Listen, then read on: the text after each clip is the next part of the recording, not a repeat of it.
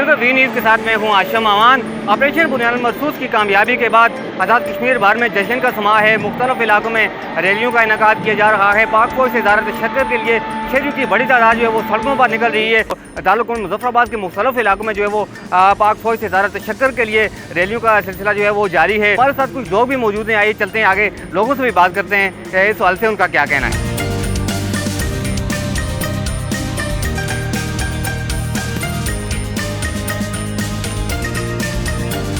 भारत का जो जुनून था, जंगी जुनून था, और वो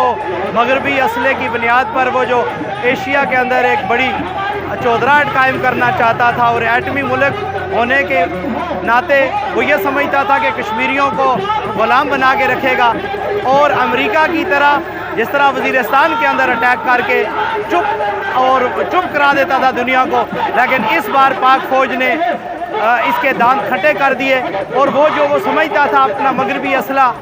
एटमी असला, वो तो एक दिन के अंदर भी जो है उसका सारा सिस्टम जाम कर दिया। इंडिया हमारा पुराना दुश्मन है,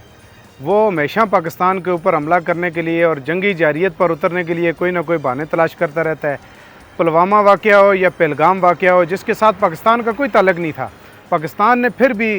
भारत के इल्ज़ामात के बावजूद भी कहा कि आप सबूत लाएं, सबूत दें, दुनिया के सामने रखें, हम उन बंदों के ख़िलाफ़ कार्रवाई करेंगे, लेकिन उसके पास सबूत था ही नहीं था। मोदी ने जो भी वो मिस एडवेंचर करता है या जो भी फॉल्स फ्लैग करता है, वो सिर्फ़ और सिर्फ अपनी खिफत मटाने के लिए, चूँकि बेसिकली वो जंगी जुनून जो है वो उसके जहन में सवार होता है, वो बेसिकली हिंदुत्व और RSS के नज़रिए पे कारबंद है। ये जो ऑपरेशन बुनियाद मरसूस अल्लाह की मेहरबानी से किया गया, पाकिस्तान की तरफ से वो संदूर जो ऑपरेशन किया था भारत ने, उसके मुकाबले में तो तारीख़ गवाह है और तारीख़ इंशाअल्लाह ताला ये सदियों तक लिखा जाएगा कि जिस ताकत के ऊपर इंडिया को घमंड था, वो समझता था कि मेरे पास बहुत बड़ी ताकत है, तो अल्लाह ने उसकी ताकत खाक में मिलाई। और ये मैं समझता हूँ कि हमारे सिपा सलार की खुसूसी जो है उनकी